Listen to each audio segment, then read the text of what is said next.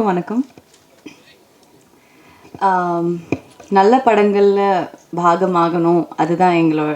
I think என்ன மாதிரி ஒரு ஆக்டர், நான் எப்போவுமே ஒரு அப்கமிங் ஆக்டர் அப்படி தான் நான் என்னை ஐடென்டிஃபை பண்ணுறேன். ஸோ ரொம்ப ப்ரௌடான ஒரு ஃபீலிங்.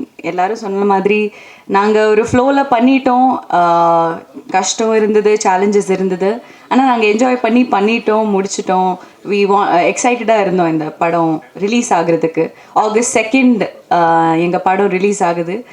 அந்த மேக்கிங் வீடியோ பார்க்கும்போதே ரொம்ப ஒரு ப்ரவுட் ஃபீலிங் இருந்தது.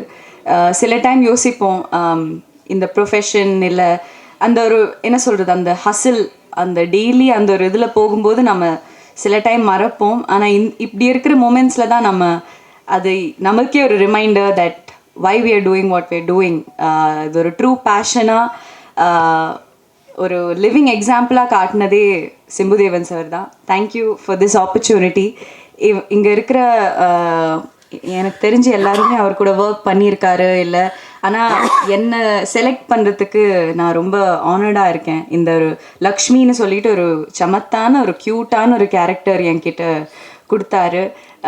என்னால் இது பண்ண முடியும், அந்த நம்பிக்கை அதுவே ஒரு பெரிய விஷயம். பிகாஸ் நான் ஆனஸ்டாக சொல்லிட்டேன் சார், நான் தமிழ் பொண்ணு இல்லை, கேரளா பொண்ணு, இங்கே வளர்ந்துருக்கேன், அதனால ஓரளவுக்கு தமிழ் பேசுவேன். ஆனால் நீங்கள் சொல்கிற அந்த செந்தமிழ் இல்லை, அந்த அளவுக்கு எனக்கு பேச முடியுமா, அது வேறு அந்த பிராமின் ஸ்லாங்கோட, எனக்கு அந்த ஒரு டவுட் இருந்தது. ஆனால் அவர் ஒன்றும் பிரச்சனை இல்லை கௌரி, நீங்கள் வாங்க, will take care of you. Akshat சொன்ன மாதிரி I felt very safe on that boat. இங்கே இருக்கிற யார்கிட்டையும் நான் இதுக்கு முன்னாடி ஒர்க் பண்ணதில்லை. பட் அந்த ஒரு 10 பேரோட energy, it was like magic. அது எப்படி நாங்கள் ஒரு யுனைட்டடாக இருந்தோம் த்ரூ அவுட். இப்போது மதுவுக்காலாம் என் சொந்த அக்கா மாதிரியே I think I got a sister for life. சத்தியமாக சொல்கிறேன். அவங்க 1.5 வயசு குழந்தை கூட வந்தாங்க ஷூட்டுக்கு. ஆனாலும் ஷீ ஸோ எனர்ஜெட்டிக். 5 மாதம் அப்போ இப்போ 1.5 வயசு ஆச்சுன்னு நினைக்கிறேன், வளர்ந்துட்டான். பட் ரொம்ப ப்ரௌடாக இருந்தது as a woman to see her perform. அவ்வளோ பேஷனட்டாக இவ்வளோ வருஷம் எவ்வளோ பேர் கூட பெர்ஃபார்ம் பண்ணியிருக்காங்க. ஸோ எனக்கு தெரிஞ்சு எனக்கு ஒரு 96 மாதிரி ஒரு டெபியூ வந்தது, நான் ரொம்ப பிளெஸ்டாக இருக்கேன். ஆனால் எல்லாரோடையும் ஒரு ஜேர்னி பார்க்கும்போது இப்போ எல்லாரோட இப்போ அக்ஷத் இப்போ ஜஸ்ட் ஸ்டார்டட், பட் அவன் எவ்வளோ அண்டர்ஸ்டாண்டிங்காக கம்ப்ளீட்டாக he travelled with us in the movie. சில டைம் நான் யோசிப்பேன், குழந்தைங்கன்னா ரொம்ப கிராங்கியாக இருப்பாங்க, சும்மா டேண்ட்ரம்ஸ்லாம் த்ரோ பண்ணுவாங்க. ஆனால் இவன் ரொம்ப அண்டர்ஸ்டாண்டிங்காக, எங்களுக்கே இவனை மாதிரி ஆகணும்னு நினச்சோம். நான் நடிச்சிட்டு இருக்கானா, நாங்கள்லாம் அப்பப்போ கம்ப்ளைண்ட் பண்ணும்போது இவன் ஜாலியாக நிம்மதியாக இருக்கான். சரி, ஓகே. மாதேஷ் சார் ரொம்ப அருமையான விஷுவல்ஸ். நான் சத்தியமாக எதிர்பார்க்கல. பிகாஸ் ஃபர்ஸ்ட் ஆஃப் ஆல் மானிட்டருங்கிற ஒரு விஷயமே இல்லை. நாங்கள் படகுல போனால் அவ்வளோதான். என்ன சொல்கிறது, ஷூட் கால் டைம் பேக்கப் சொல்லும்போது தான் நாங்கள் திருப்பியே வரோம். ஸோ மானிட்டரில் செக் பண்ணுறது இல்லை, என் மேக்கப் ஓகேவா, ஹேர் ஓகேவா. எனக்கு தெரிஞ்சு என்ன மாதிரி ஒரு ஹீரோயினுக்கு அந்த ஒரு என்ன சொல்கிறது வேனிட்டி இல்லை, நம்ம ரொம்ப பர்ஃபெக்டாக இருக்கணும், அதெல்லாம் தாண்டி நம்ம பர்ஃபார்மன்ஸில் கவனிக்கலாமே, அந்த ஒரு ஐடியாவே என்னை ரொம்ப ஆழமாக அது நான் I learned through this movie.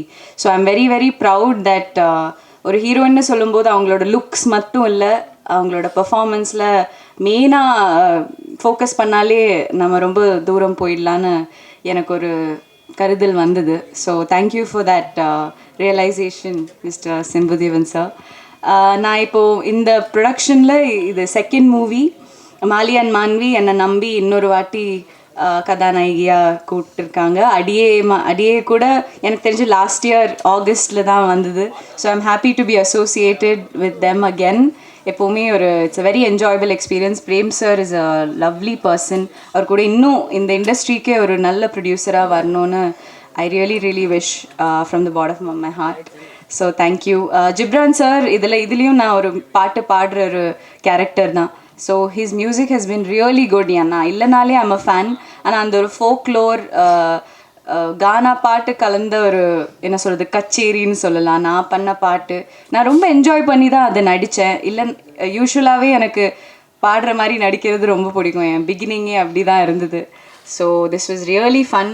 Bhaskar sir மாதிரி இருக்கிற ஒரு என்ன சொல்கிறது லெஜெண்ட் கிட்டேருந்து அப்படி ஒரு காம்ப்ளிமெண்ட் வர்றதே எனக்கு பெரிய விஷயம். என்னை ஒரு he treats me like his own daughter. எனக்கு என் சொந்த அப்பா மாதிரி தான் வரும். So thank you. என்னை ரொம்ப என்ன சொல்கிறது சேஃபாக ட்ராவல் பண்ணி வச்சாங்க இந்த எல்லாருமே. இங்கே யாரையாவது மிஸ் பண்ணி இங்கே இல்லை. Jessie, he is an Australian actor. ஆனால் எனக்கு தெரிஞ்ச ஒரு நல்ல ஃப்ரெண்டாக இருந்தார். எனக்கு பண்ண முடிஞ்சது நான் ஹெல்ப் பண்ணேன் அவரை புரிய வைக்கிறதுல, இல்லை இங்கிலீஷில் ட்ரான்ஸ்லேட்லாம் பண்ணுறதில்ல. கொலைப்புள்ளி லீலா மேம் மலையாளத்தில் நாங்கள் வைப் பண்ணோம். யோகி பாபு சாரை ரொம்ப மிஸ் பண்ணுறோம் இன்றைக்கி. நான் அவர் கூட கர்ணனுக்கு அப்புறம் பண்ண படம் போட். எப்போவுமே ஜாலியாக இருப்பார். எப்போவுமே அவர் கூட நடிக்கிறது ரொம்ப ஈஸியாக இருக்கும். இன்னொரு படம் நான் பண்ணுறேன் அவங்க கூட. So he is always going to be இன்னும் உயரத்தில் வரணும்னு எல்லாரும் நினைக்கிற ஒரு ஆக்டர் தான் அவங்க. சின்னி சார் இதில் என் அப்பாவாக பண்ணியிருக்காரு. அவரை பற்றி யோசிக்கும் போதே ரொம்ப என்ஜாயபுளாக இருக்கும். இவங்க எனக்கு தெரிஞ்சு இந்த படகுல என்னை தவிர்த்து எல்லாருமே காமிக் ஆக்டர்ஸ்.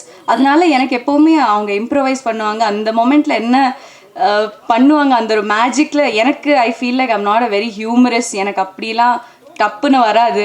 நான் ஒரு நாள் சிம்புதேவன் சார் கிட்ட போய் சொன்னேன், சார் எனக்கு கீப் அப் பண்ண முடியல, ஓவர் ஷேடோ ஆகிடுவேனான்னு எனக்கு டவுட். ஆனால் சொன்னாங்க, லக்ஷ்மி என் கேரக்டர் பேர், உங்களுக்கு ஒரு அழகான ஒரு ட்ராக் இருக்குது, நீங்கள் நான் சொல்கிறத மட்டும் நீங்கள் நம்பி செய்யுங்க, ஒன்றும் இல்லை.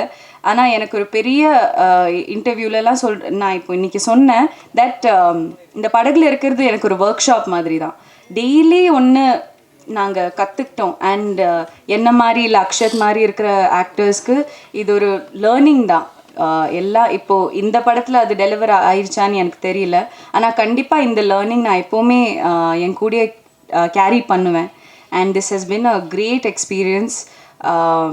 எப்போவுமே ஒரு படம் பண்ணும்போது இப்போது எல்லாம் மெயின் லீடாக தான் பண்ணுறீங்க, ஏன் நீங்கள் மல்டி காஸ்ட்டாக ஏன் சூஸ் பண்ணுறீங்கலாம் சில பேர் கேட்டாங்க. ஆனால் எனக்கு தெரிஞ்சு ஒரு ஆக்டர் ஆகணும், இல்லை ஒரு பர்ஃபார்மர் ஆகணும், ஜஸ்ட் ஒரு ஹீரோயின் இல்லாமல் அதுக்கும் மீறி நம்ம அதில் தான் ஒர்க் பண்ணணும்னு நான் நம்புகிற ஒரு ஆள். So I am very very happy and proud to be here.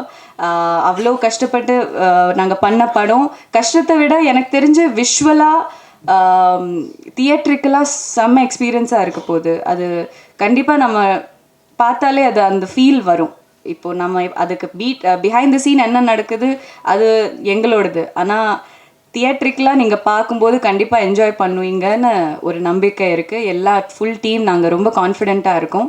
So August 2 சரி நம்ம ஓடிடியில் வரும்போது பார்க்கலாம், அந்த ஒரு மென்டாலிட்டி வேணாம்.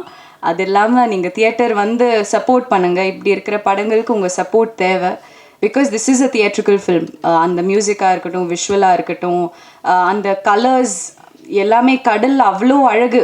எங்களுக்கே சொன்ன மாதிரி சிட்டியில் வளர்ந்துருக்கோம், அந்த எக்ஸ்போஷர் இல்லை.